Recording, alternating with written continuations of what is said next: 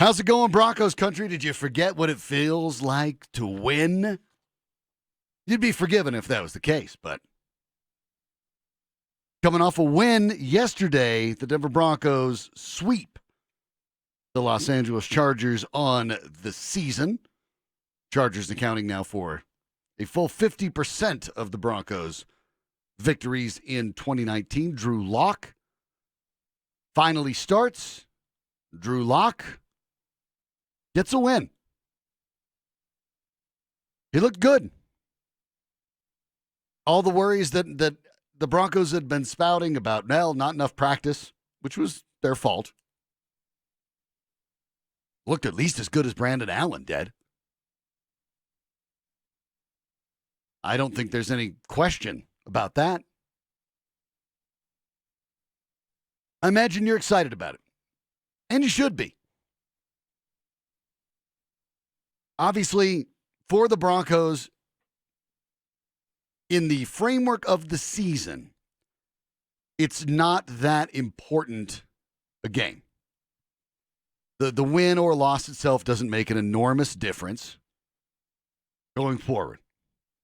I think that's perfectly fair to say. It moves the Broncos up a smidge in the rankings, gets them out of the cellar in the AFC West via tiebreaker. So I guess you can take that. There are probably a few people looking at it and saying that Denver had a chance to perhaps even put themselves in better position for drafting. Had they lost this game, they would have been tied with a bunch of other teams for the third worst record in the league. But I don't think that's where Denver wants to go. And I've talked about this before. I understand that the Broncos draft pick is important. I understand that a high draft pick is important for a team that desperately needs depth and is likely to lose significant free agents. All of that's very important. But if you don't want to lose all of your free agents, winning is important too. Hope is important. Showing your own players that there's reason to believe in what is now going to be the Broncos' third consecutive losing season, that there really is the idea that you might be able to turn the corner. And in the NFL, the way you do that, you get the quarterback. The Arizona Cardinals are slightly worse than the Denver Broncos, 3-8-1 to the Broncos 4-8. But I think if you were to ask most Cardinals fans how they feel, they'd be pretty bullish. They'd probably be feeling pretty good about where their team is headed because they know they have their quarterback. The Broncos don't know if they have theirs yet. But in only one game, a rookie who allegedly is short on preparation, who apparently isn't great at virtual reality, went out and had probably the best game that any Broncos quarterback has had. And could have been a lot better had the Broncos been a little more aggressive and not backed off. After the first quarter of the game, Drew Lock was 9 for 13 with 72 yards and 2 touchdowns. And I'm not going to prorate that. Let's not get ridiculous and say he was going to throw 8 touchdowns. He wasn't. But the yardage is possible. Talking about a 275 to 300 yard game. And at that point in time, a completion percentage of 69.2% after one quarter with 2 touchdowns. That's better than virtually any Broncos quarterbacks looked in years. And Drew Lock looked rough around the edges. There's no point dancing around that and saying, yes, he looked spectacular. He didn't look spectacular. He looked rough around the edges. He missed some throws. He made a couple of bad reads. He drops a long way back, throws off his back foot, throws while leaning backwards. I get all those things. And some of what Vic Fangio talked about and having a full year after the team has had a chance to work with him and work in the offseason and work with everybody in the team, that some of those things can improve. And they will. But what you saw was pretty impressive. What you saw was what Broncos fans hope to see, or at least the 55,000 or so that showed up. Roughly 19,000 empty seats. Something that for the last 35 years, Broncos fans and the Broncos themselves would have considered essentially impossible. The reason those seats were empty is because there was not hope. Now, I don't know what it's going to turn out. I'm not going to say that Drew Lock's a Hall of Famer after one start. I'm not even sure he's going to be a good starter in the NFL after one start. But I can say that he brought hope back, and he might have stopped some of the bleeding that the Broncos have been seeing when it comes to their fan base, their attendance. He provided hope. I think for the Broncos right now, for Broncos country, that's probably all you were looking for. But I do want to know what you think. This is your show. It's a Reaction Monday. The RamosLaw.com text line is 303-713-1043.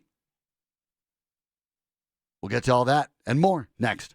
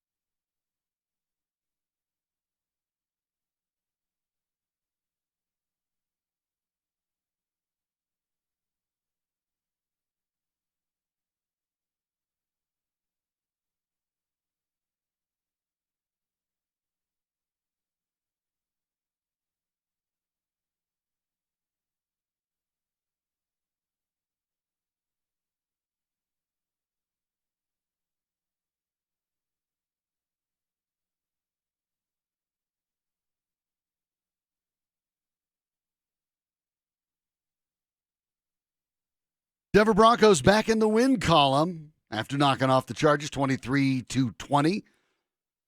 Not exactly a dominating performance all told. The Broncos got off to a great start, 14-0 lead behind two Drew Lock touchdown passes. That all looked pretty good. And then the Broncos went into a shell, and believe me, we will be talking about that over the course of the week. But they do get the win. Brandon McManus hits the 53-yarder at the final gun for the Broncos to hold on and get that win. McManus denied a chance at a 65-yarder at halftime. He was irate, understandably irate. But in the end, the Broncos do get the win, and the performance they get out of Drew Lock is a good one, if not a great one. And it wasn't a great one, but we're talking about a rookie making his first career start. There was no reason to believe he was going to be great. He was 18 for 28 for 134 yards, 2 touchdowns, and interception. Quarterback rating of 84.5 and a QBR of 55.7. The latter number better than Phillip Rivers.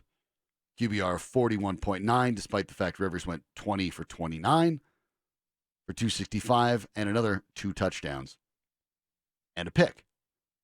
Lock was not sacked. And that's one of the things I want to take a look at. That's not, let's just say, a common occurrence for the Denver Broncos this season. On 28 pass attempts, no sacks. That's obviously a credit to his mobility. You don't have to be a runner necessarily, but you have to find a way to move around. For comparison purposes, Brandon Allen, in his 3 starts from Cleveland to Buffalo, was sacked 3, 2, and 4 times, respectively. Joe Flacco was only sacked 2 times or less, 3 times in his 8 starts. 2 against the Bears, 1 against the Titans, and no sacks against the Jacksonville Jaguars. All in all, Flacco was sacked 26 times in 6 games. Allen, 9 times in 3. But Locke had no sacks. His mobility in the pocket, I think, was very obvious. I think you could tell right off the bat that it made a difference. Whether it was the fake handoff, the play action, the rollouts, the mobility there, he's quicker. Brandon Allen could move a little bit. Don't get me wrong. Locke seems to get up to speed faster than Brandon Allen. The fake handoff and the rollout, he's out of the pocket quicker than Brandon Allen. Yes, there are things he'll have to tighten up.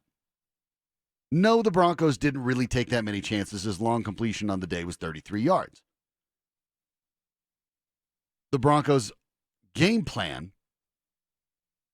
following the first quarter was shockingly conservative. But I want to know what you think about it. RamosLaw.com text line is 303-713-1048. From the 719, excited about Locke's performance, all things considered. Why does he drop back so far, and how can it be corrected quickly? Well, okay. That is a problem. He does drop way back. Now, that's a footwork issue. That can be fixed. They just have to get Locke to understand, look, 3-step drop, 5-step drop, get the ball out, boom, boom. But he didn't spend a lot of time behind center in college. So you shouldn't expect him to look sharp yet. But I think that what you saw was good. From the 970, if they hadn't, meaning the Broncos, if the Broncos hadn't been dumb and acted so coy, I believe that some of those 19,000 missing fans would have shown up. I do too. Broncos didn't announce Drew Lock, more accurately. The fact Drew Lock was starting was not announced by anybody. It was reported by members of the media on Saturday night. The Broncos, for reasons only known to the Broncos, thought there was some sort of competitive advantage in not telling everyone who starter was going to be. I don't exactly know what NFL game film the Chargers were going to go dig through to find anything about Drew Lock. But, okay. They ended up costing themselves some fans in the seats. I think they did. I think that's a very good point by a texter there. That's also on the Broncos. They'd announced early, Drew Lock's going to start on Monday. I said last Monday, the Broncos should have immediately come out and said we're starting Drew Lock against the Chargers and for the rest of the season. Had they done that, yeah, over the course of the week, I bet a lot of those fans who sold their tickets or just dumped them or who knows what, yeah, they would have showed up. Broncos are responsible for those empty seats based on the team's performance and based on the fact that they didn't sell it very well. They could have. They have 2 more home games. We'll see how Lock does there. The game plan that the Broncos had is definitely not sustainable in the next 2 weeks. Broncos travel to Houston on Sunday and the following Sunday at Kansas City. Let's just say that even if they score 23 points, that's not going to get it done against either the Texans or the Chiefs. You're going to need more than that. As the week goes on, we'll talk about how that changes. So, looking at the offense with Lock,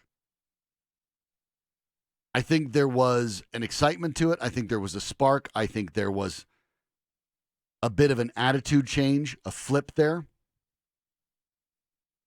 And I think those are all good things. On top of that, it led to a win. That's pretty impressive. Especially since the Broncos had been basically talking Lock down for the entire season. And indicating that he's not ready, he hadn't practiced, he wasn't good in VR, who knows what. Well, he looks like the best quarterback on the football team already after one start. Quite frankly, he looked like he might have been in the preseason before he got hurt there too.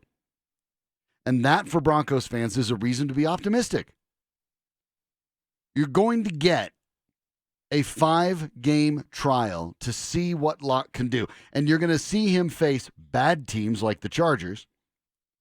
And you're going to see him face good teams like Houston and Kansas City.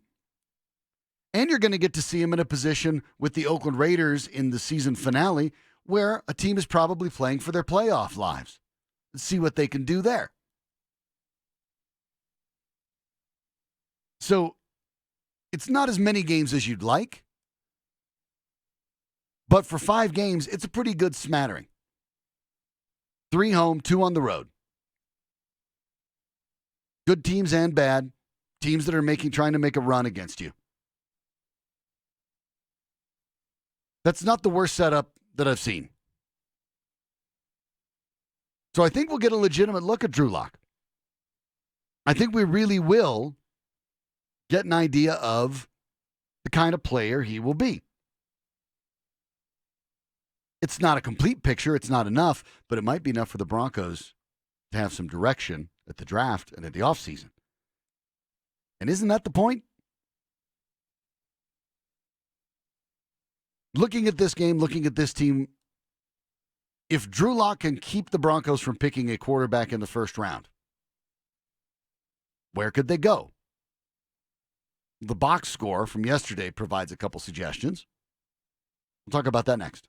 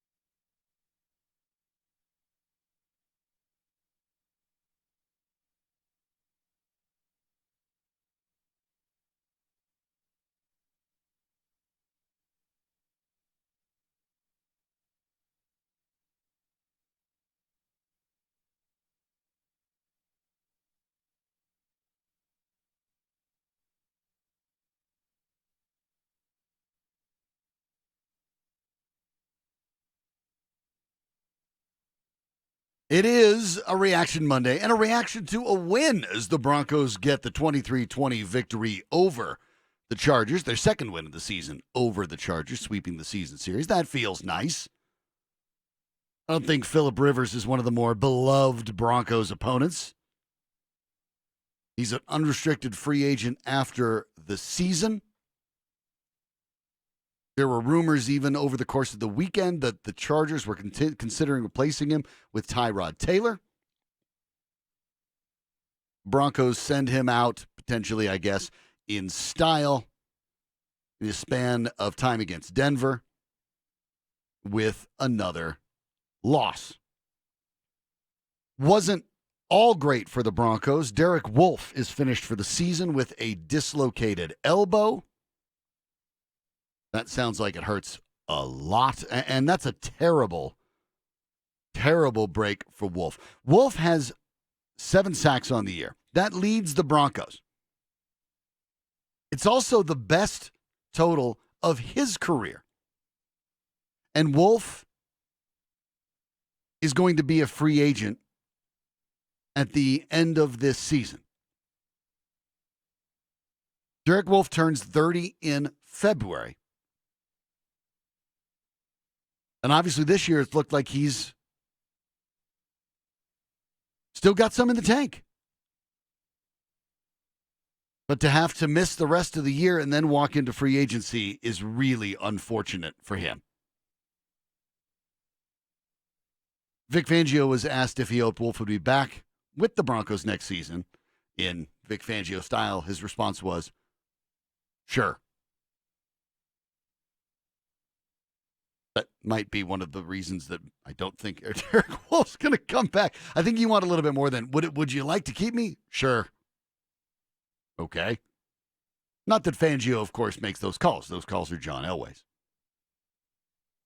We'll see if he's placed on the injured reserve and if the Broncos make a move in the next day or so. But a really bad end of the season for Wolfe, who was having a good year at the right time. The Broncos have had a couple guys like that were free agents that were having good seasons at the right time. Wolfe, unfortunately, the injury now absolutely knocks his value down. Now, perhaps if you're the Broncos, maybe that does mean you'll have an opportunity to bring him back. I don't think many Broncos fans would complain about that. I don't think Wolfe is a perennial Pro Bowler, but there's no question he's a helpful and useful player. And it can occasionally be very impactful. And does play to a certain standard on this team that seems to be fading at times as the Broncos' halcyon days of being a regular playoff contender, a regular winner, and a team that doesn't lose in back-to-back years are fading further and further into the rearview mirror. So that's very unfortunate for him.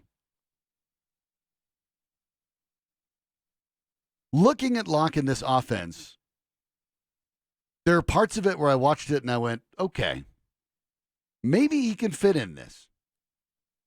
The rollouts, the fake handoffs, the screens, which they started using again a little bit. They started using some screens.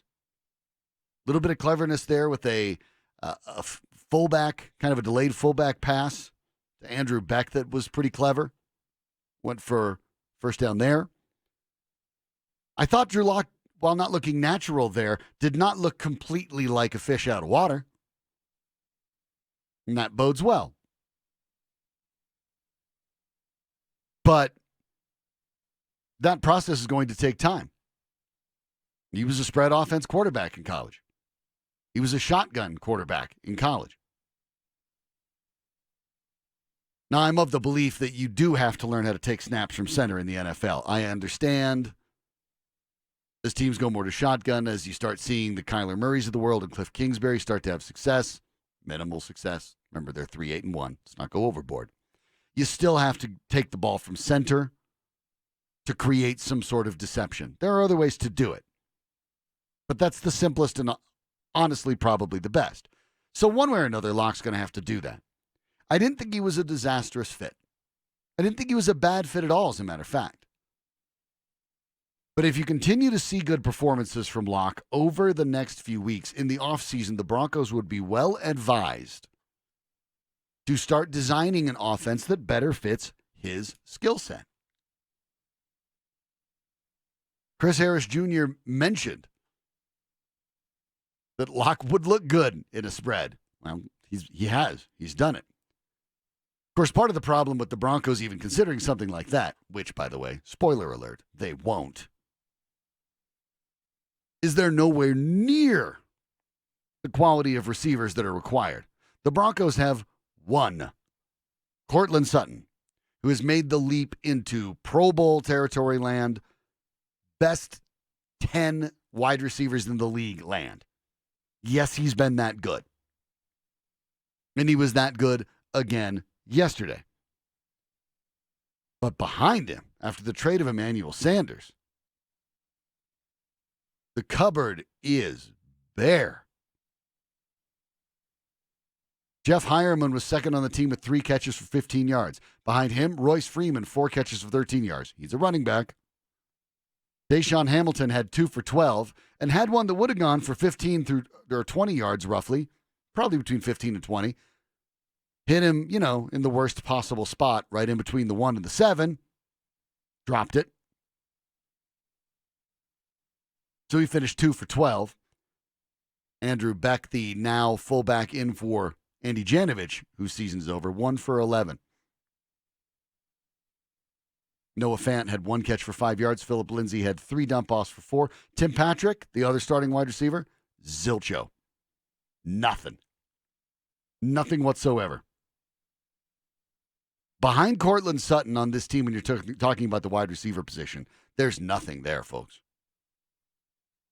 So when it comes to making sure that Locke can be successful, and can he do something that fits his skill set a little better, the Broncos don't have the personnel for it. This works both ways. I have complained about the Broncos and other NFL teams when they try to fit players into a system. That's great in college. In the pros, you should be designing a system to fit your players. And the Broncos have been pretty stubborn when it comes to doing that. But it works two ways. The Broncos could say, hey, you know what? Drew Lock was great as a spread offense quarterback. We're going to run the spread against Houston. Well, it won't work, and you can't do it because you don't have enough wide receivers. So it does cut both ways. The Broncos are going to have to get very creative when it comes to combating the Texans next week. I don't know what they do. I don't know what the plan is. Like too many games this year, the Broncos fortunately faced a bad team, a struggling team in the Chargers. A team that is really frustrated with itself. Their expectations were high. They have the same record as the Broncos.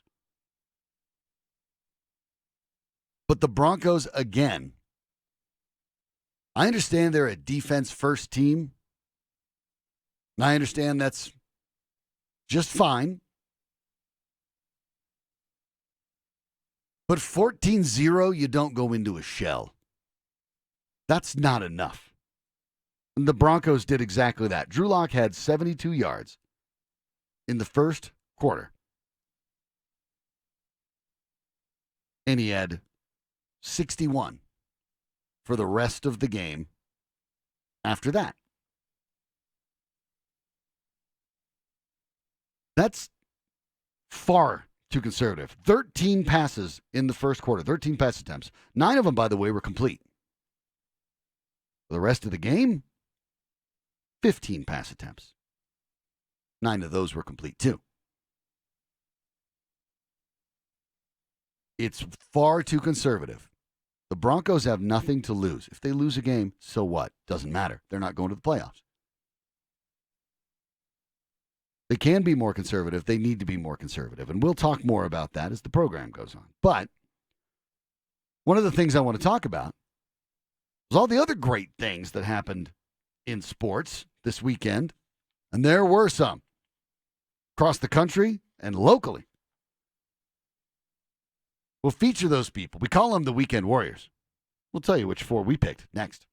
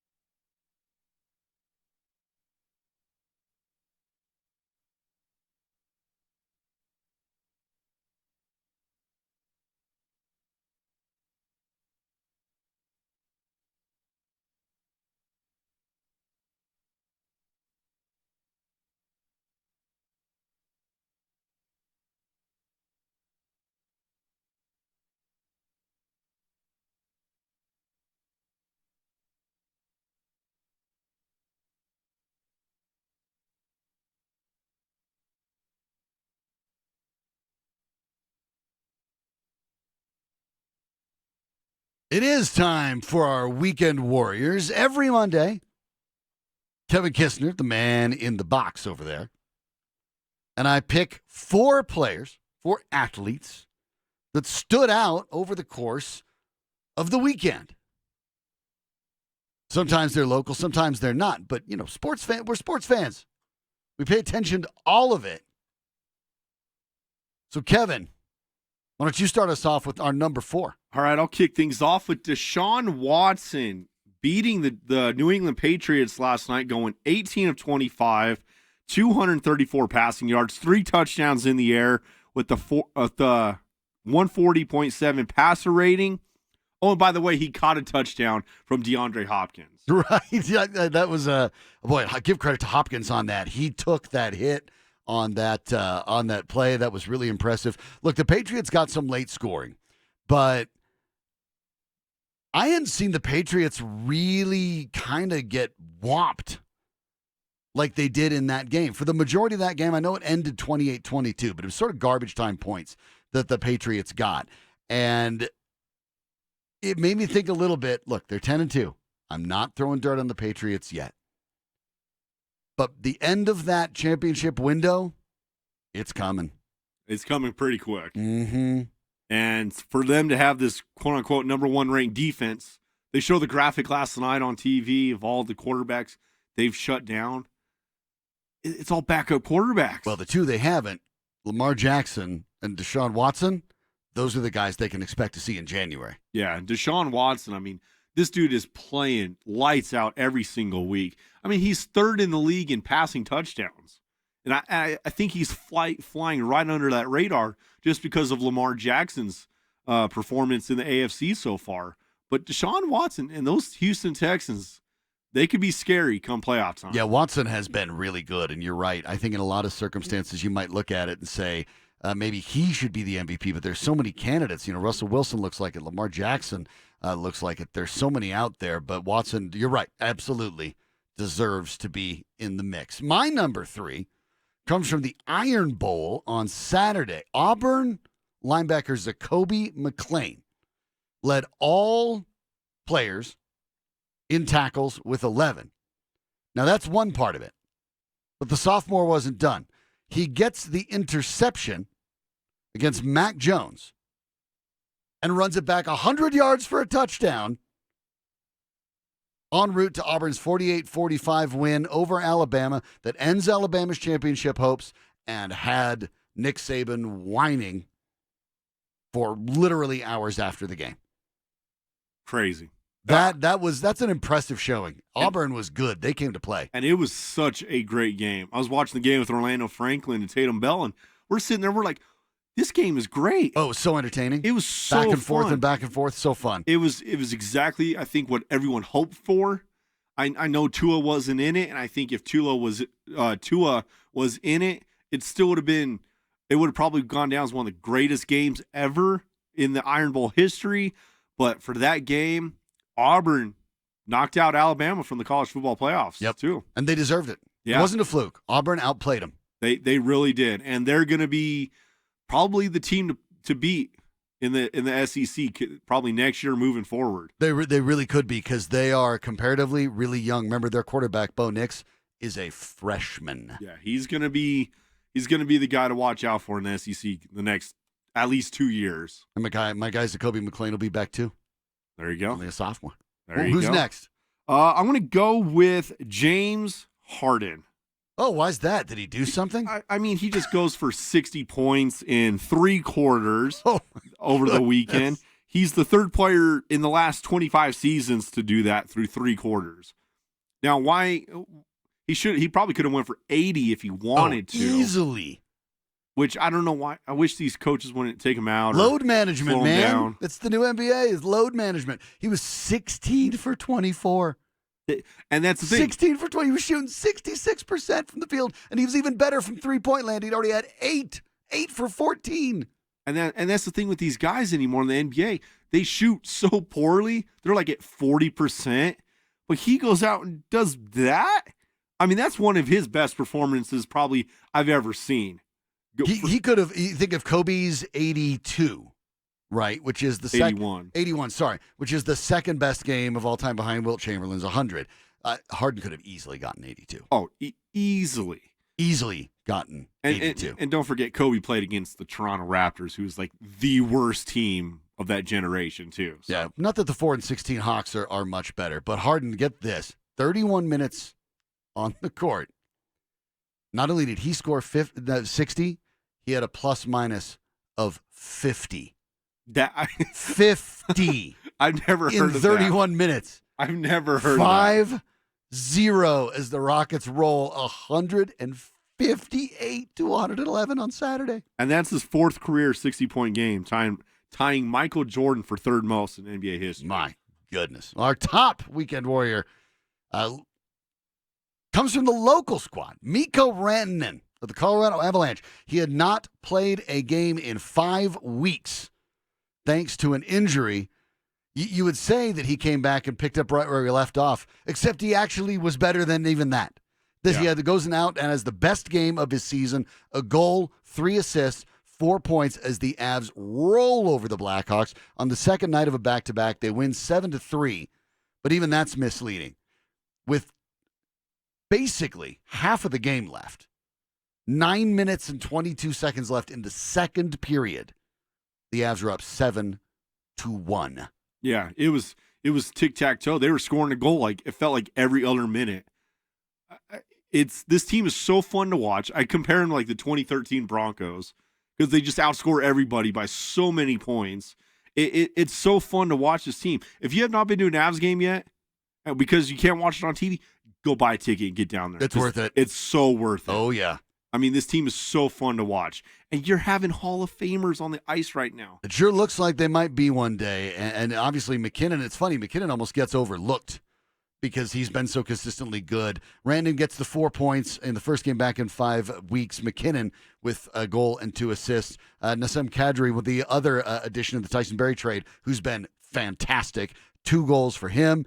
And Jonas Donskoy, maybe the most savvy pickup, the under-the-radar pickup that Joe Sakic made. Another 2-goal, 2-assist night for Donskoy as he is breaking out in a big way for the Avalanche. But Mikko Rantanen, our top guy. I think I heard Sandy earlier say that the Avs are undefeated this year in regulation with Mikko Rantanen on the ice. That is true. So... yeah, he could. Well, easily when he MVP. played a significant amount of time. In the game he was hurt against St. Louis, he only played about 8 minutes before he was hurt, and they did lose that game in regulation. Okay, so. But when he's played the whole game. Periods, yeah, when he's played the whole game, they lost once, and it was in overtime to the Penguins. That's it. I mean, I don't know. The kid is so special. This team is so fun to watch. By the way, he just turned 23 about 5 weeks ago. And they're going to have these guys for a while. Long time. Yeah. They're fun to watch. That is going to be fun to watch for sure. So those are our weekend warriors. Got a group of good guys for you there. Fun stuff to watch over the course of the weekend. Crazy. I mean, 60 points in 30 minutes.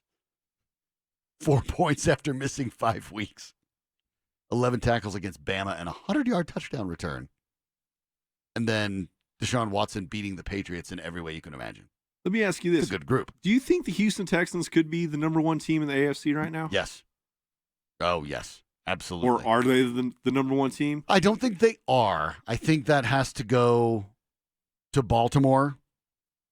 I think that Baltimore has probably, when you look at the big tests, because Baltimore's last 3 wins, and I know the Rams have been underwhelming, but have been against the Texans, the Rams, the 49ers.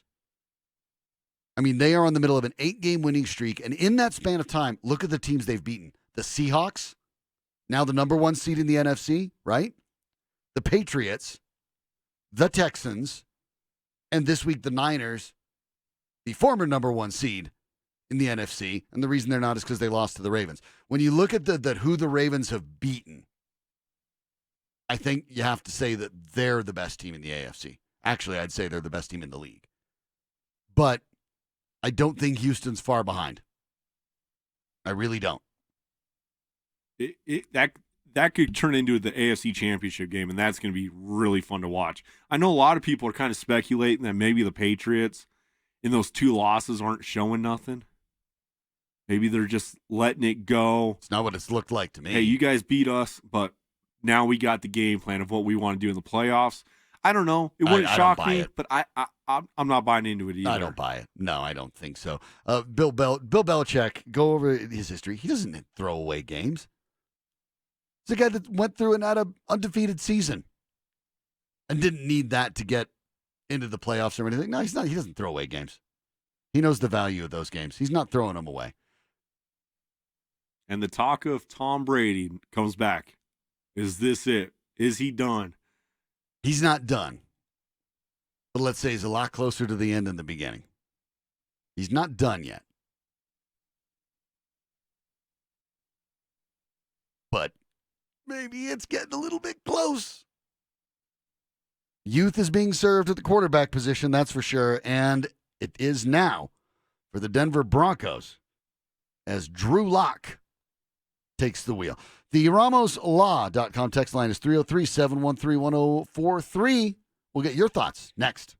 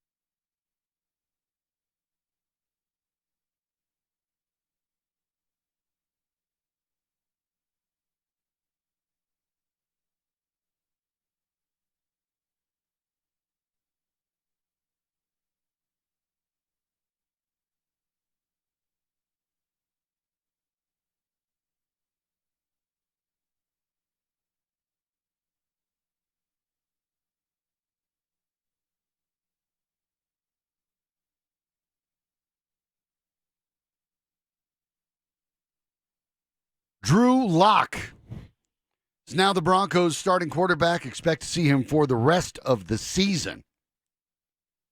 A solid enough performance, if not spectacular.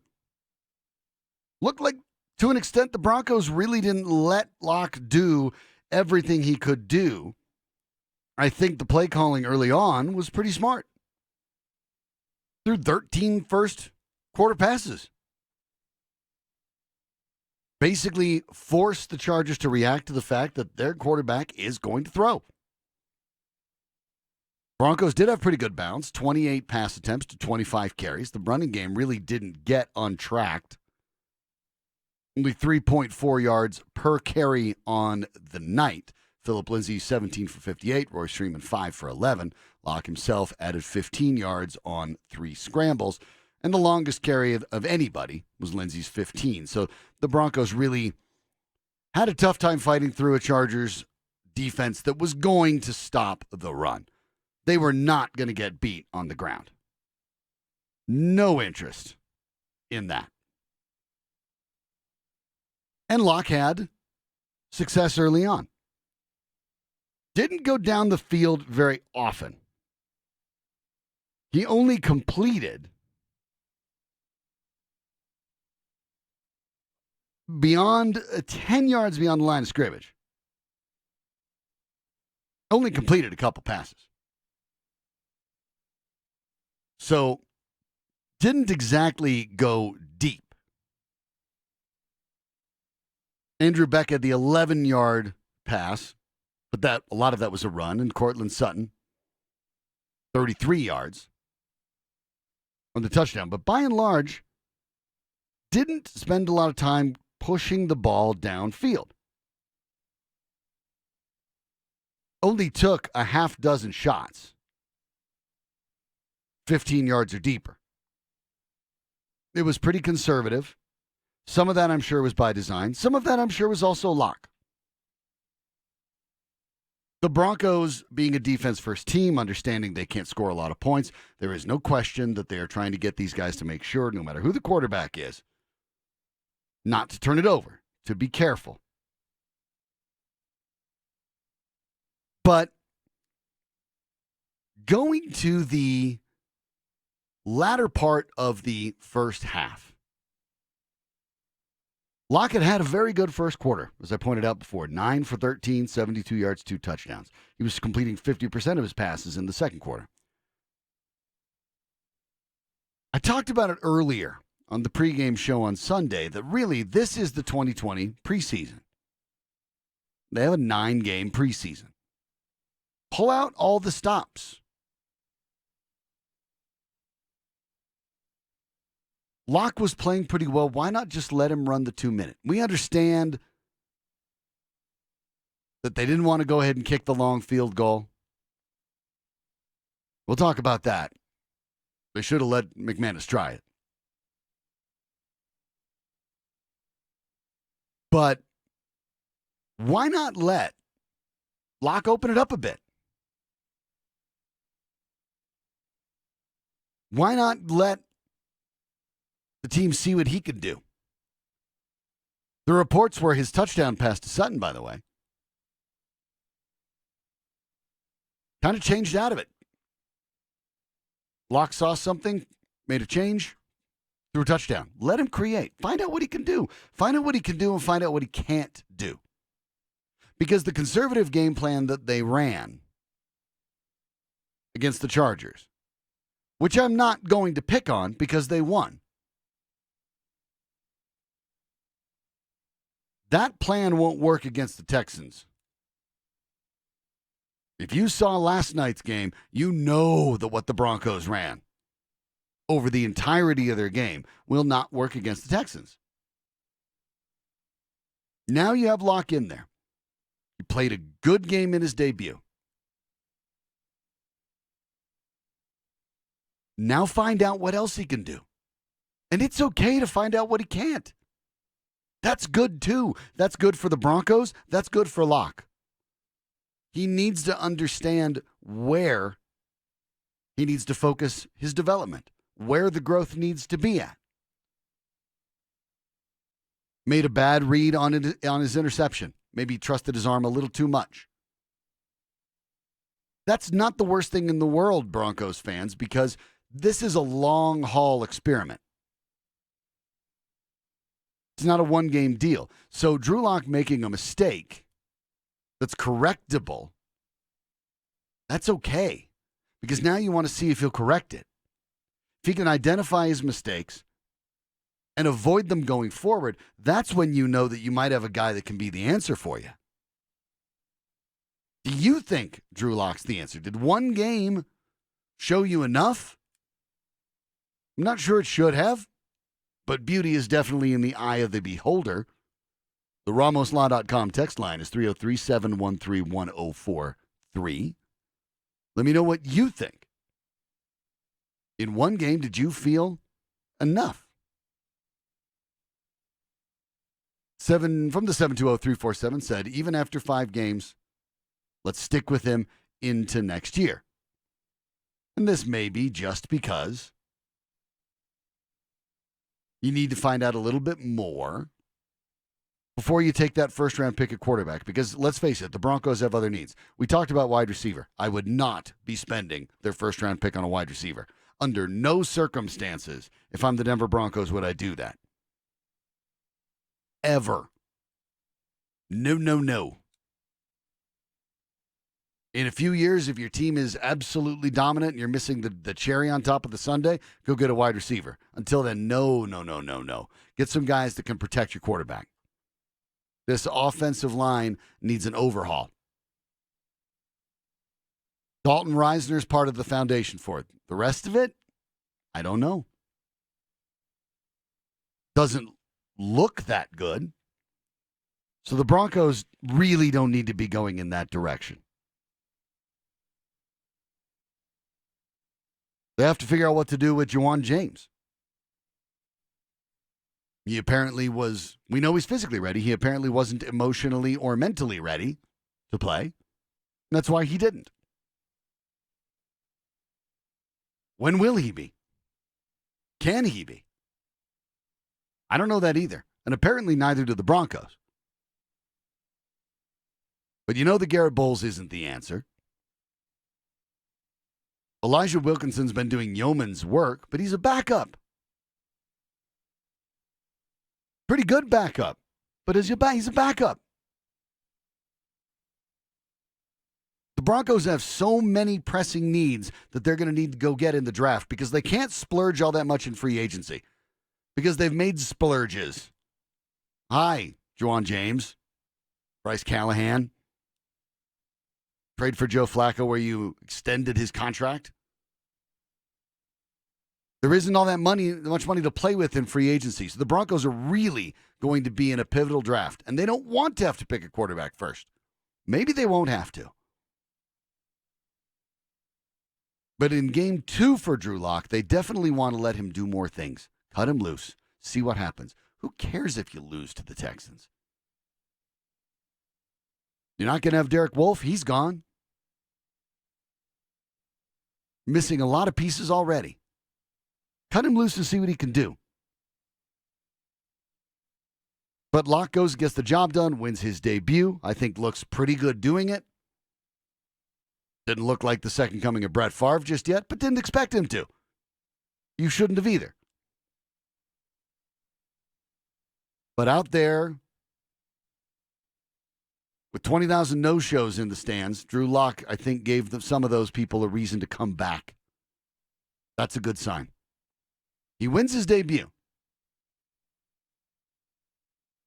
For the Broncos, that's a particularly unusual thing.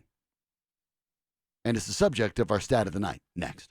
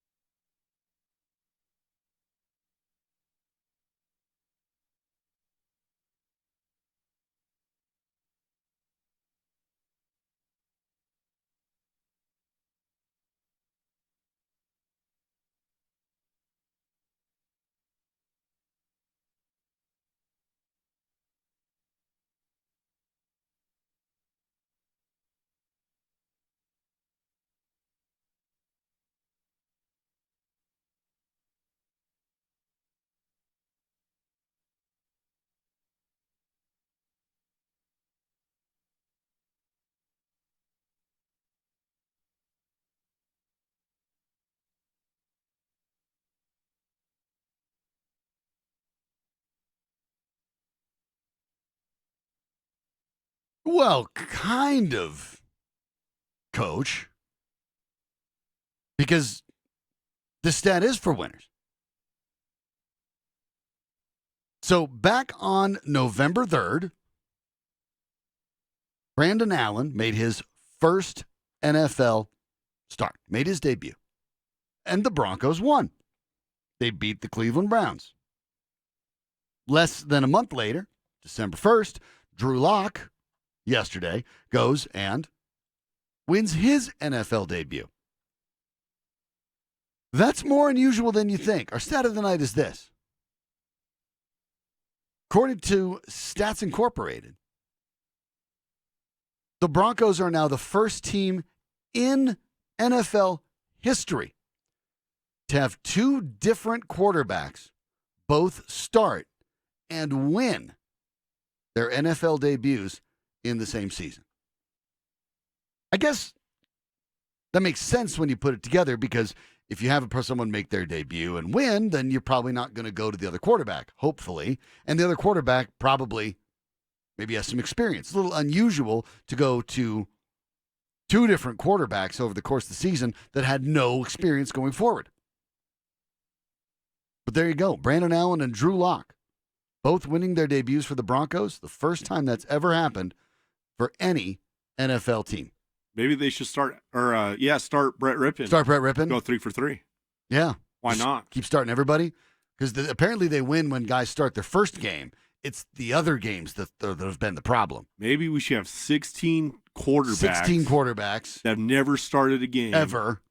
And just go with the new one every week. And then come playoff time, you get 3 new guys. After the bye week, you get the divisional round, the conference round, and then the Super Bowl. I like this trend. I think we just figured it out. Brandon Allen, of course, lost his next 2 after his debut. Hopefully, Drew Lock won't do the same. But the truth of the matter is, the way the schedule shakes out, he probably will.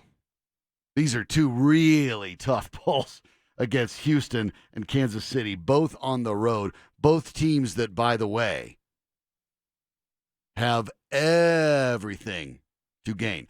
Houston and Kansas City are both 8-4. These are teams that need wins. They need to separate from one another. Houston right now is the 3 seed. Kansas City, the 4 seed. Obviously in charge of their own divisions, but not dramatically. Only 1 game ahead. Look, as weird as it sounds, we talked about Houston maybe being the best team in the AFC. They're only 1 game ahead of the Titans. The Broncos beat the Titans. But the Titans are 7-5. Houston can't just run away and hide. The New Orleans Saints, by the way, in case you were curious, over in the NFC South, already clinched their division. There's like a whole month of football left. The Saints already clinched because everyone else in their division has a losing record. But Houston hasn't. Even Kansas City hasn't. Oakland is at 6-6. They're lurking in the weeds. They had a chance to make things even more interesting this weekend. Let's just say it didn't work out when the Chiefs won 40-9 over the Raiders. So the Chiefs in better position here, but over those next 2 games, the Broncos are going to be facing teams on the road that have a lot to play for, that are among the conference's best. So these are probably, let's be honest, these are probably losses. These games are probably losses. What does that mean to you? What do you need to see out of it? Hopefully you're not thinking, I need to see a Bronco win to believe that maybe Drew Lock can be the quarterback, because that's just way too much to ask. Von Miller is hurt. Who knows where he'll be next week? Missed his first game since 2013. And in a lost season, you have to think the Broncos shouldn't be in any hurry to rush him back. That'd be pretty foolhardy. On the bright side, the Broncos, let's just say, this year they don't seem to be the type of team that's rushing anybody back. So I'm not super worried about that when it comes to Von Miller. When he's ready, he's ready. But not going to have Derek Wolfe. Not going to have Callahan. Not going to have Chubb. Who knows where you stand with Miller? The Broncos are pretty beat up. How do you separate what Drew Lock does in the next 2 weeks from the team's result? That can be tricky. And it requires basically you taking it throw by throw, play by play, looking at what he should have done, looking at what he did, and determining if he made the right choice. And then going back and looking week to week and say, all right, in a similar situation last week, what did he do? Did he improve? Did he get better? And if that's the case, it's a good sign. But don't be fooled into thinking that it's wins and losses that should be how Drew Lock is evaluated. Quite frankly, on a 53-man game, no player should probably be rightly evaluated based on a team win or loss. Very rarely does one player end up being the single deciding factor. So looking at Lock going forward, going to have to probably separate the end result from the results of individual plays. And some of that becomes a little hard to determine as well because you may not necessarily know what the Broncos' game plan was, or you may not necessarily know what plays they were calling or why they were calling it. The Broncos went into a shell in this game. Fortunately, it didn't cost them. It won't work against Houston, and it won't work against Kansas City. So going forward, what can they do? Lock ended up spreading the ball around pretty well. Obviously, the 2 touchdowns were down the right side. The right-hander, he can roll out. Went to Sutton on both those times. But the majority of his passes actually went to the left side, which is good because it's going to be increasingly difficult for the Broncos to start papering over the fact that they simply don't have another wide receiver on their roster. Tim Patrick's not a bad guy at all, and he's not a bad depth receiver. He had nothing in this game. 0. He had only 12 total yards from any and all wide receivers not named Courtland Sutton. It's just not enough. So the Broncos are going to have to get a little bit of deception involved to make sure they can get Courtland Sutton open. Now, I think they actually did. I had beef with the game plan. I think they went way too conservative, way too early, went into a shell when they didn't have a comfortable lead. And that panned out because it took a 53-yard field goal at the final gun from McManus to take the win. But the passes that Drew Lock were attempting, while I think he needs to go further downfield as time goes along, did do a good job of forcing the defense to respect both sides of the field and not be able just to shade Sutton. That's going to be important going forward. You're going to need to do it because you're going to need to hide the fact that you want to go to Sutton sometimes. By sometimes, I mean probably every time. If you're Drew Lock,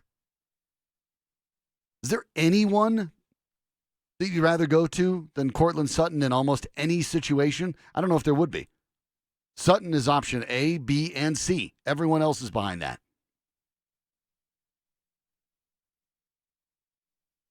The Broncos made a very, very interesting decision at the end of the half when they decided not to let Brandon McManus try a 65-yard field goal. They are in Denver. McManus was unhappy about it. And he had some interesting things to say. We'll hear from him next.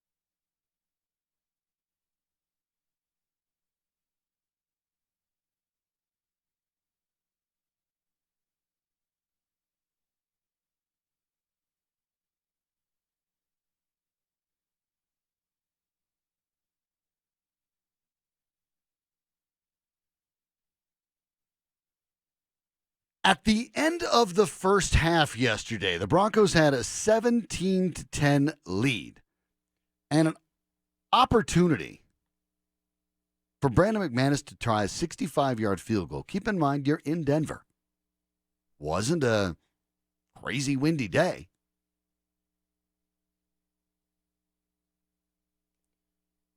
And you'd figure, again, given that situation, right?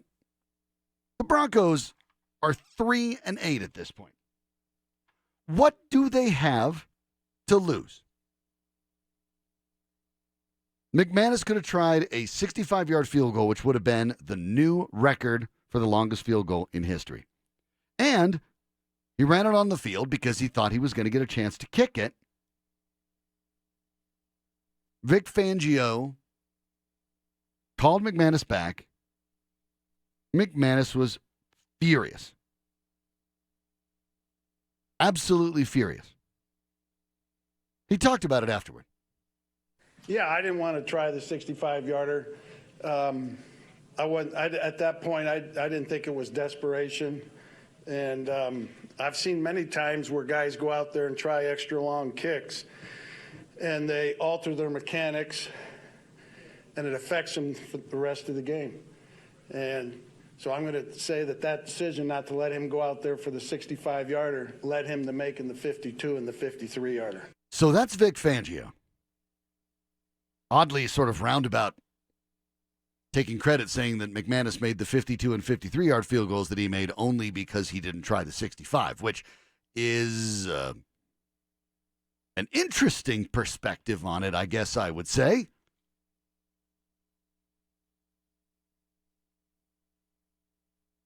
That shades of John Fox there. That's what I was feeling. Well, at least for his part, let's just say that Brandon McManus didn't agree. Does a Hail Mary change the way a quarterback throws the ball? So, right? It changes mechanics. This is the same challenge, right? We hear this. He's going to kick it a slight bit farther. Because you know what? In a close game, you know full well they're going to roll McManus out for a 60. Right? So the extra 15 feet, McManus is going to do something so wacky that he'll forget how to kick field goals? Okay. I don't really buy into that, but sure. McManus said, I know I can make the kick, and this is a storied game I grew up watching, and it was a dream of mine to play in this league. And if I were able to have my name mentioned as the longest field goal in NFL history, I would love that. That's why I would have loved to have kicked that attempt.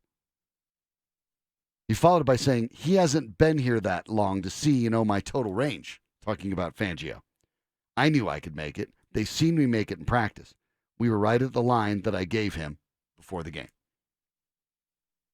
So that's where it gets weird. And you know what the funny thing is? The first time I ever started hearing this about, this will mess up everything else. It started happening when, the home run derby started up in baseball again, right? Oh, I don't want guys to participate in it because they might not have a good year. After that, they'll get out of whack, right? They won't be able to play well if they attempt the home run derby. So I don't want my guys to try that. It'll get him into the wrong type of swing. Yeah, here were the guys that were in the finals of the baseball home run derby this summer, if you've forgotten. I'll just give you the final four. Dodgers' Jock Peterson, Ronald Acuna Jr. of the Braves, Vladimir Guerrero Jr., Pete Alonso. Pete Alonso ended up winning that. He hit 91 home runs in the home run derby. 91. Did it mess up his swing? I don't know. You tell me. He finished with a major league leading 53 home runs on the year. breaking an all-time rookie record in baseball. And baseball's records, by the way, go back like 150 years. I think Brandon McManus would have remembered how to kick field goals even if he tried a long one at the end of a half. And his exact point of does a Hail Mary affect how the quarterback throws the ball? That's a great point. Because you know what? The way a quarterback throws a Hail Mary is not even remotely the same way they throw any other pass in the NFL. No other pass is thrown the way they throw a Hail Mary. Is Aaron Rodgers' throwing motion all messed up now? Yeah. But when Rodgers chucks it down there or Mahomes really chucks it down there, you go, uh-oh. Well, he'll probably be crap the rest of the day. Can't throw in the second half now. We got to run the ball here on out. It was silly. I mean, are you? It's a silly defense, and you're a bad team. You have an opportunity to give your guys in a game, by the way, that was still tight. The situation you're worried about really is that somehow McManus comes up so short that they return it, and they return it for a touchdown. Now that's pretty unlikely, but it's a possibility. But the trade-off is if you hit it, your team has immense momentum and a spark and excitement and the kind of moment that they've been dying to have over the last 3 years and definitely over this one. It's still a game played by human beings, and they need to have ups, too. They need to have opportunities to succeed, too. The RamosLaw.com text line is 303-713-1043.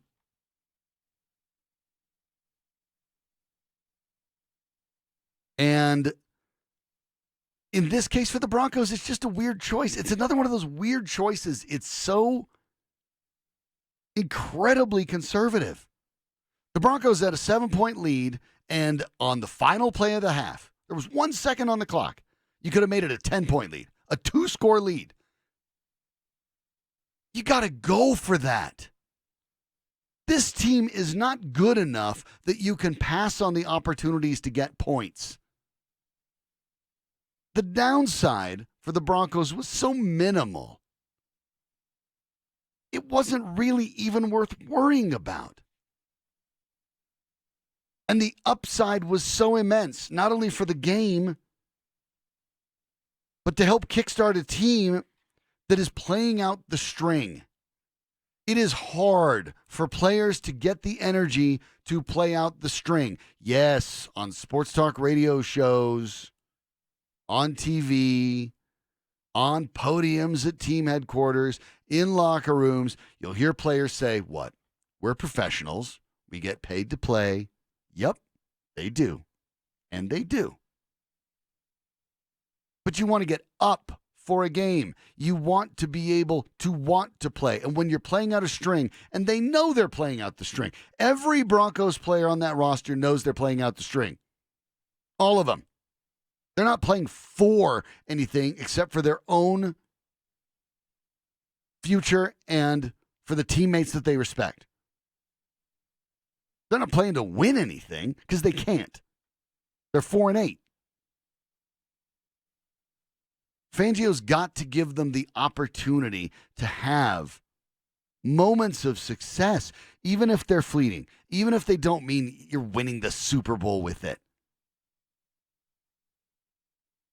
But if you're going to coach these guys long term, you have to understand they're not automatons. They have emotions. They have feelings. This is a game. Every time you hear an NFL advertisement, what do they talk about? Oh, it's about heart and sacrifice and all these sort of things, right? And bravery and courage. Feelings. These guys have to be able to believe. And they need to know that things can go right. And they need to know that there are moments they're going to be worth it. Even if they don't win the whole thing. Players know there's 32 teams. Only one gets to end up super happy at the end of the year. So let them have their moments when they can have them. So are you okay with McManus throwing his helmet down? I was. Running back off the sideline? And you know what? I understand that it's a little bit tacky and it doesn't look good. And if coaches wanted to kind of ball him out about it at halftime, that's okay. But I was. You know why? Because McManus wanted to go get some points. Yeah. And he thought he could go get the team some points. And yeah, it would have been cool to carve his own name in the record book, and I don't doubt that he was intending that. He said it himself. But you know who else wants to put their name in the record book? Every single player who ever steps on a field. Every one of them. No player who gets the NFL level ever goes, well, I hope I just have an okay career and don't do anything distinctive. He wanted to go do something special. And he thought he could do something special. And it would have boosted his team in the game, and it would have boosted him emotionally. And see, this is something like Bill Belichick would probably let him kick it. Make it a 2-score game. What's it going to hurt?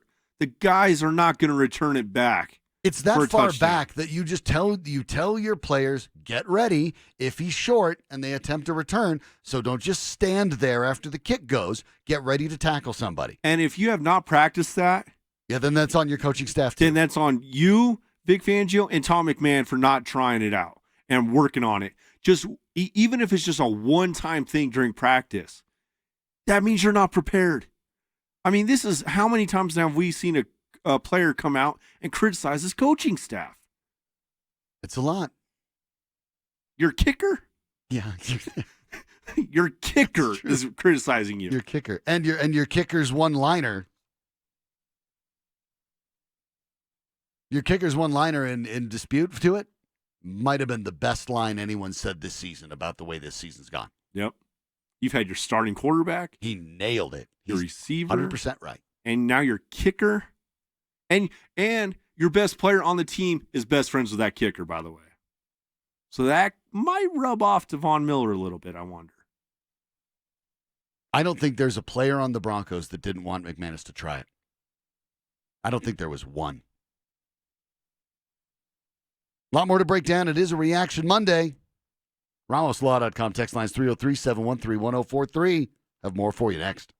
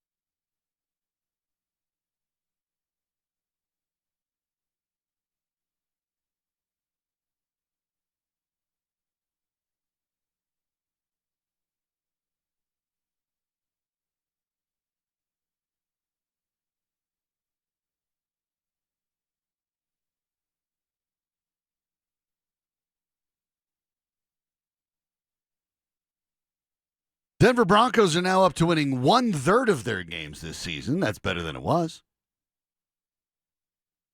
Might not feel that much better, but there you go. Drew Lock wins his debut. Plays well, has a performance that, while not being spectacular, is probably as good a performance as the Broncos have seen from a quarterback this year. Almost uniformly, folks around these parts believe that Brandon Allen's game against the Cleveland Browns was the best quarterbacking performance that the Broncos have seen this year. Allen completed 60% of his passes for 193 yards and 2 touchdowns. In Locke's case, he completed 64.3% of his passes for 134 yards and 2 touchdowns. Maybe it wasn't quite as good as Allen's, but it was awfully close.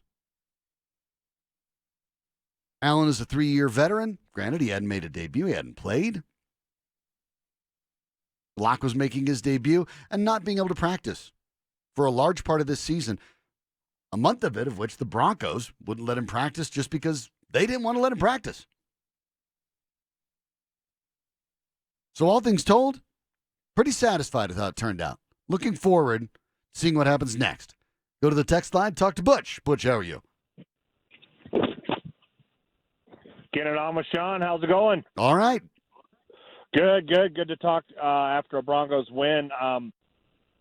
I don't know if I can say anything that nobody has said after a Bronco game, whether it's a win or a loss. Again, this team, when they do have a lead, they go into that little shell. As far as the McManus kick, I kind of would have liked to see what he could do as long as they're prepared to, not get it blocked and not have somebody run it back, which is unlikely but possible. Maybe part of Fangio's thinking was, well, you goose-egged a 43-yarder indoors. Maybe I'm not sure if that's not what he said. He said the mechanics. But I love how the offense looked and Drew Lock in the first half. And once again, second half, this team can't get out of their own way. Defensively, I guess you could put it in the good enough category, considering all their injuries. Not a great performance by the defense, but, could have done without that drive near the end of the half. But I know they're not a dominating team and whatnot, but, boy, you really held this team back once again after a lead. You go into your little eggshell. I don't get it. Yeah, thank you, Butch. I appreciate it. And I share that. I don't get it either. Now, I understand. I do understand that this Broncos team is pretty short on talent. Let's be honest. It is. I talked about the empty cupboard at wide receiver behind Courtland Sutton. To my mind, Royce Freeman has become less effective as the season has gone along. The offensive line is still not very good. Noah Fant hasn't gotten quite the traction that I think people hoped he would have after a couple games where it looked like maybe he was ready to break out. So I understand when you take a look back and you look at the roster, you look at what it can do and what it can't, I do sort of understand why Rich Scangarello, Vic Fangio would look at it and say, I don't know what we can really do with any consistency. So I just want to be careful. I get why that would be the case. It's not an explosive offense. Philip Lindsay is having a fine year. He's averaging 4.7 a carry. There's nothing wrong with that. He's been fine. He hasn't been the revelation that you saw last season, but he's not the problem either. The only explosive person has been Courtland Sutton. You can't get it to him every play. So I do understand why there's an inclination to remain conservative. But there is too much. There's enough of a thing to be called too much conservatism, too. And I think the Broncos have been guilty at that. Go back to the Ramos Lada context line. Talk to Brian. How are you, Brian? Hey, how you doing, Sean? All right. All right. Hey, I wanted to call to light a certain aspect of this that, might really draw the conclusion of a little bit more conservatism that may be justified. I'm not sure if many people caught this, but at least 3 or 4 times, Drew Lock appeared to be studying his wristband, Yep. especially on pass plays. And it was very obvious to me as a viewer that he was kind of second guessing the play, not necessarily the wrong play, but more that he's not really sure if he really knows the play walking up to the line. And this is after the play's been called, walking up to the line, and then it's a pass play clearly, and he is reading his wrist. And even at one point, the defense seemed to pick up on it, and the linebackers dropped back and, kind of threw into a dicey situation, almost picked off. But on that play in particular was one of the times where he was kind of studying his wrist.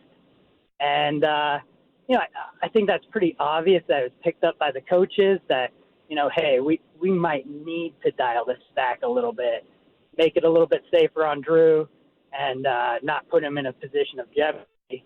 In general, I'm 100% in the consensus of, we're too conservative when we have the lead, and that's frustrating as a fan. But in this particular case, I think there was a little bit more justification to it than what is led on to believe by many of the other, callers and listeners and the general take. Brian, thank you for the call. I think that's a really good call, and I think it's a really good observation.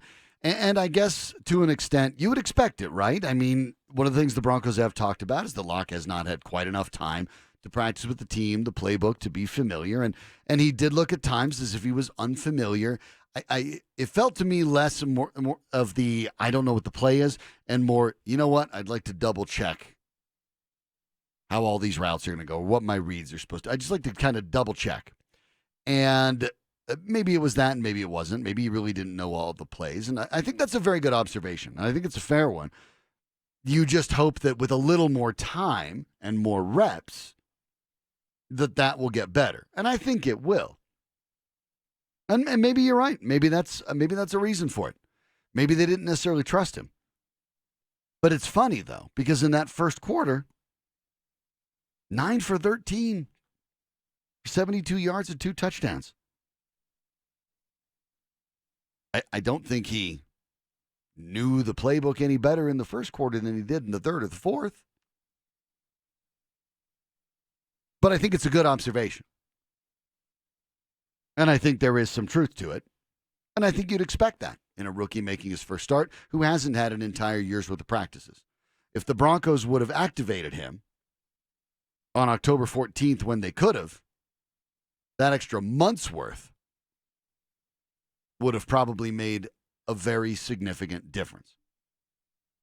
But they chose not to do that. And so this is basically what they're stuck dealing with. On the bright side, to a certain extent, the end result of these games, wins or losses, don't matter.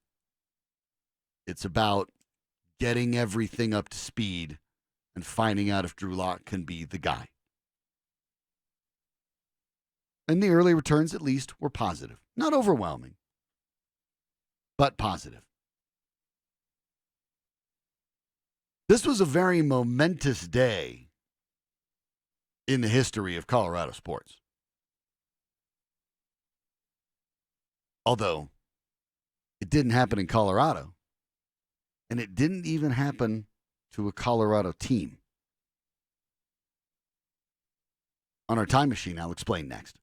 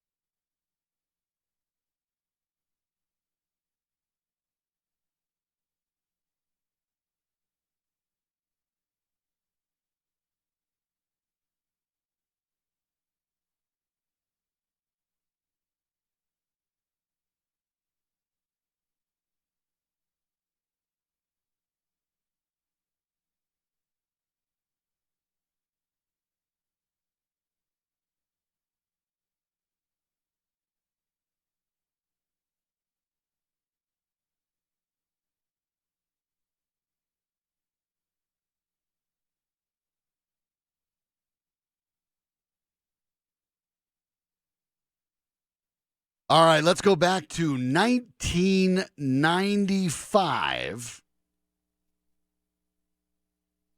And let's go to Detroit. At the old Forum, December 2nd, 1995, the Montreal Canadiens are getting battered by the Detroit Red Wings. We have a first-year head coach in Mario Tremblay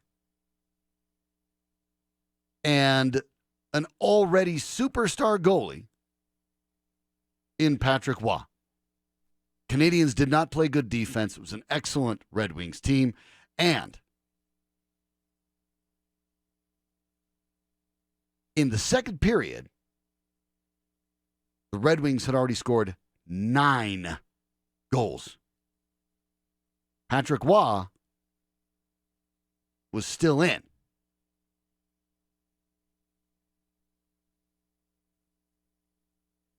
This is what happened next. Lariana makes a pass. Lariana comes in. What a stop. Rebound score! Igor Lariana. Cross ice. Eisenman wins it. Score! Stick down the ice. And it's Ray Johnson makes it 5-1. Out behind the net. Sends it out to Fedorov. Score! Sergei Fedorov. Bingo bango. Here comes the hook. Have mercy on me. Patrick Waugh leaned over and spoke to the president of the Canadiens organization. You can bet that's going to draw some questions. It did. It did indeed.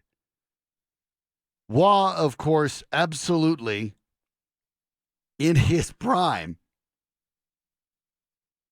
was more than a little bit frustrated and demanded a trade. Was done with Tremblay, was done with the only team he had ever played for at the time, the Montreal Canadiens. After that game, which happened in 1995 today, 4 days later, Waugh was traded to the Colorado Avalanche, a first-year expansion team right here in Denver. Waugh then immediately stabilized the goaltending situation, went 22, 15, and 1.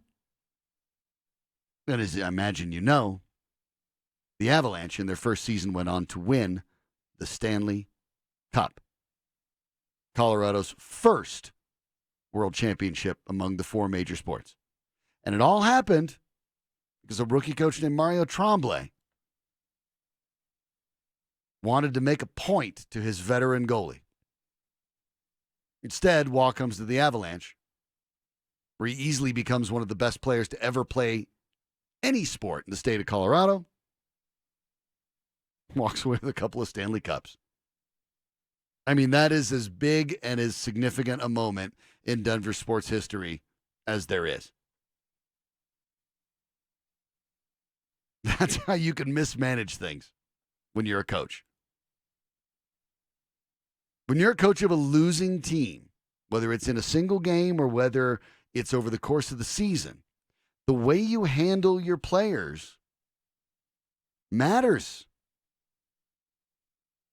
Things that maybe don't feel like punishments, they're worse when you're losing.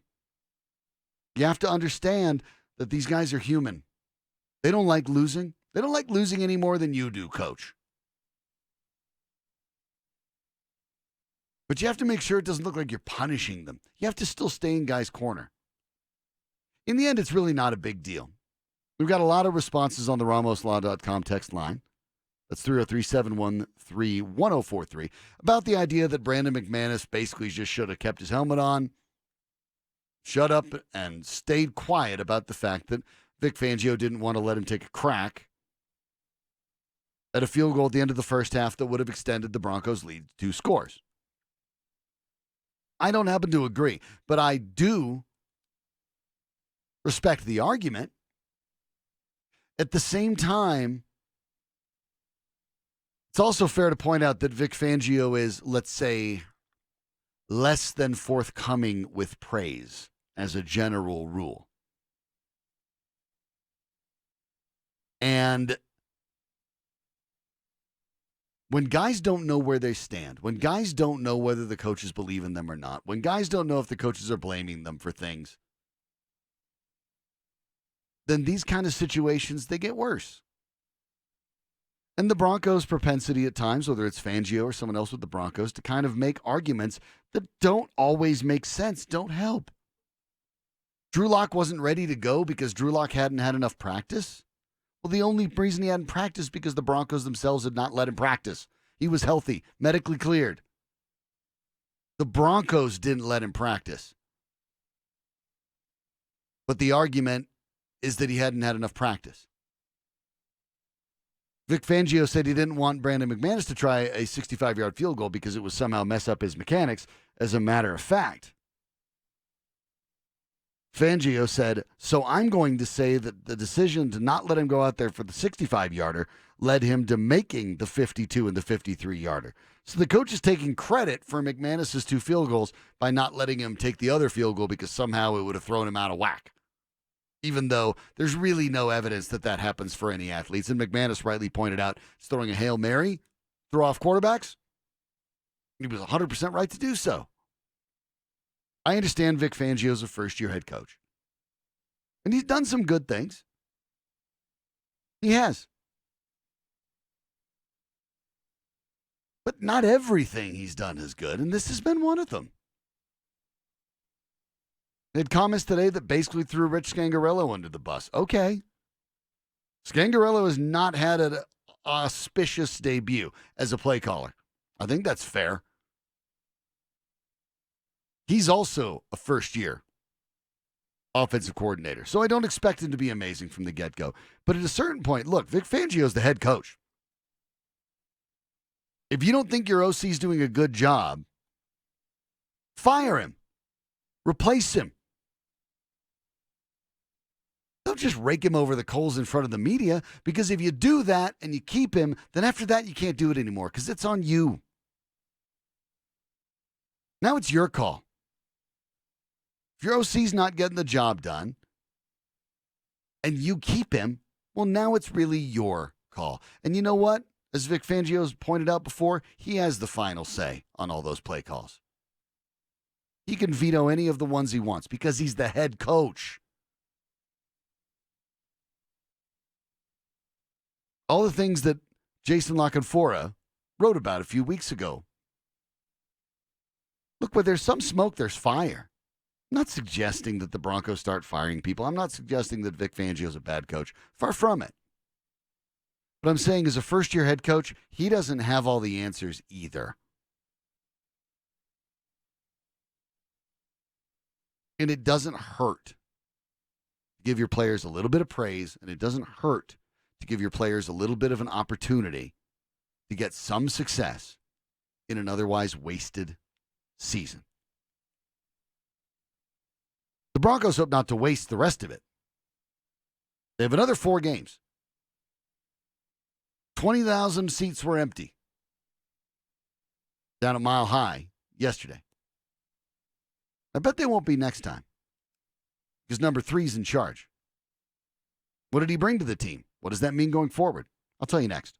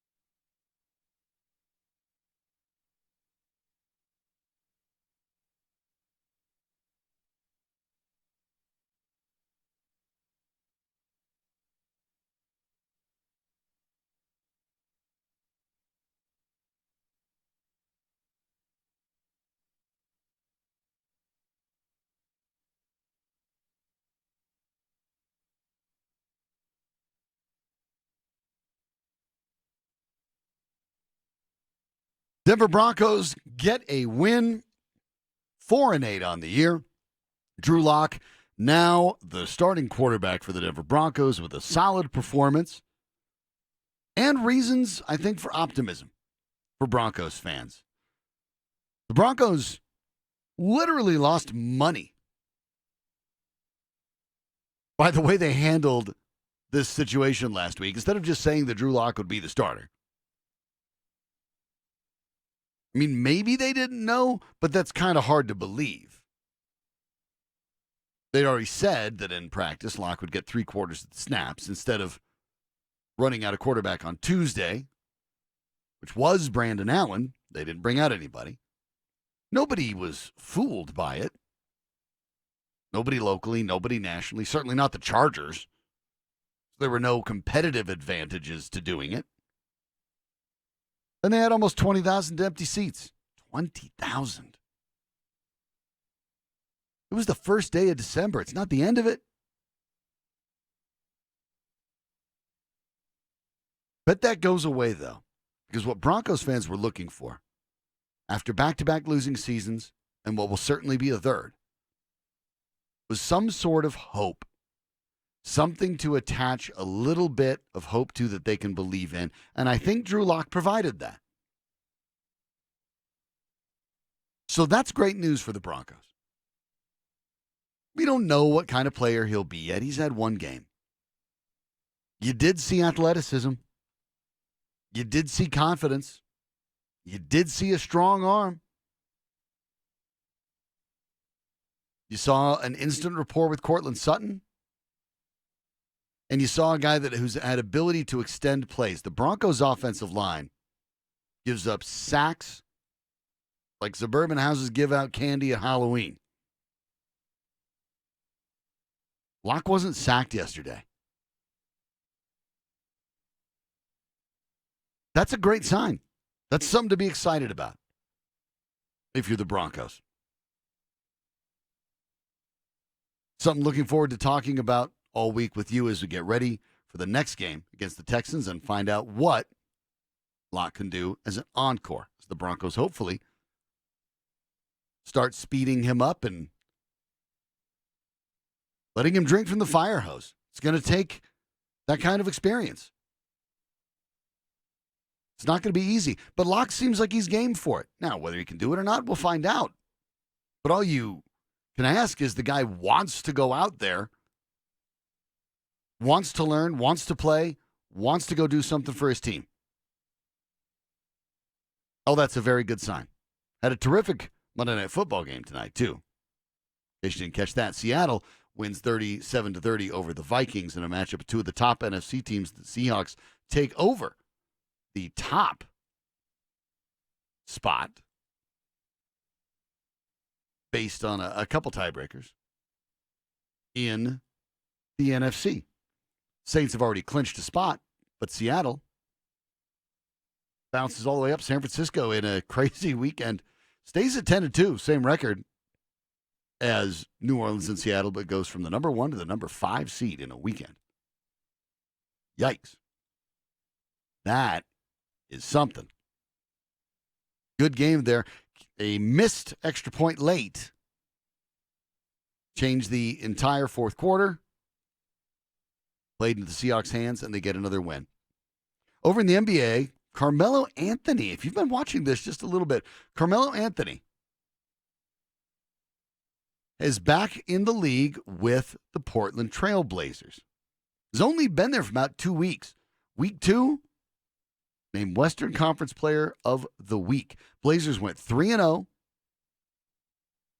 and Carmelo averaged 22.3 points, 7.7 boards, and 2.7 assists. The last time Carmelo Anthony was Player of the Week was in March of 2014. It's working out for him. I'm happy to see Carmelo back in the league. Kevin Kistner's in the booth. Are you over it, or do you still just hate Carmelo forever? I honestly don't hate him no more. I think at the time when, he wants out and he's throwing a fit, and then Lala wants out because she doesn't want to be in Denver. She'd rather be in New York. I mean, as a fan, that kind of bugs you. Yeah. Well, it felt like basically Carmelo ended up in the end saying Denver wasn't good enough for me. Yeah. And you go to New York and you did nothing in New York. Right. But when he was out all of last year, me and you were talking about this like a couple of weeks ago. Why is this guy out of basketball? Totally out of basketball? It did seem weird. Totally out of the league? I mean, couldn't help you? The guy didn't do nothing wrong. He just plays more ISO ball than people like to play right now, for sure. But it felt like not one of these contending teams would bring him off the bench. To me, it did not make sense. No. I mean, it's not like he was in trouble with the law. No. Said anything. It did not make sense. It was and here he is back in the league, averaging 17 points, almost 18 points a game, 7 boards, playing minutes for the Trailblazers, who have had a really rough start, and kind of stabilizing their team. Good for him. Good for him. I think it's great. I think the league is more fun when Carmelo Anthony's in it. Yeah. It's the name. It's the brand. It's back in. And it feels right. And he can still do some things. I was hoping he'd come back to Denver. I was like, why not? I wouldn't have minded. I wouldn't have been a fit. I wouldn't have been a fit for the roster. There really wouldn't be the minutes for him. But from a sort of an emotional, sort of heartwarming, I would have loved it. Yeah. I just don't know how it would have fit. Just come back. Because I bet you, look at Carmelo Anthony's career since that trade, and even what's happened in his life. I bet you in his heart of hearts, probably looks back and said, you know what, maybe should have never left. Probably regrets it. I bet he does. And it makes me wonder if he would have stayed, the way these superstar teams are getting built. Would Denver maybe have been one? Would LeBron have come to Denver at some point? Some of those other players? Maybe. I don't know. It's a weird one. It always made me wonder if Dwayne Wade was drafted to the Nuggets instead of Carmelo. If LeBron would have came here instead of Miami. I don't know. It's just a bunch of what ifs. Hey, at least they didn't pick Darko. Whew. Dodged that one. The Nuggets, by the way, have an immense game tomorrow. The Lakers come to town. This is the top 2 teams in a top-heavy Western Conference, Lakers and the Nuggets. Tomorrow night, another benchmark game for a Nuggets team that, quite frankly, still hasn't looked like they've played their best game yet, but they're 13-4 in second place. This is a big one. I'm looking forward to seeing how this game goes. I really don't know how it's going to go. I don't know if the Nuggets, they're favored by 2 points. That's just basically being at home. The Lakers have gelled faster than I think virtually anybody thought. They've certainly done that faster than I thought. I would have never guessed 20 games in they'd be 17-3. I admit it. I was totally wrong. I would have laughed at you if you would have said that. If you would have said, oh, yeah, now that they added Anthony Davis, they'll win 17 of their first 20. I would have laughed. But here they are. They're doing it. They're playing great. Incredibly dangerous. Nuggets get a chance to make a statement tomorrow night. You better believe we'll talk about that game. And we'll have our Nuggets insider, Matt Moore, with us to break it down, because that's a big one. You want a benchmark. You want to find out you're now a quarter of the way through the season, and then you get this? Oh, yeah. That's an important game. It's going to be a ton of fun. I'll admit it, just as a fan, I enjoyed watching Drew Lock yesterday. There was a buzz, a vibe, and energy around the Broncos that I haven't seen all year. I don't know how it's going to go. I don't know where it's going to go. I don't know where it's going to end. But for the first time all year long, and really for the first time in a couple years, the Broncos felt exciting. There was a blip with Philip Lindsay last year, but it didn't feel like Philip Lindsay could change the future of this team. I don't know if Drew Lock will, but I also don't know that he can't. And that's fun. That's exciting. That's why we watch. Glad we've had an opportunity to see it, and I'm looking forward to what happens next. Hope you all had a wonderful holiday weekend. Nice to have Kevin Kistner back Follow him at Kistner Radio on Twitter. You can follow me at SDrotar. That's SDROTAR. Thanks for being with us. We'll catch you tomorrow right here on 104.3 The Fan.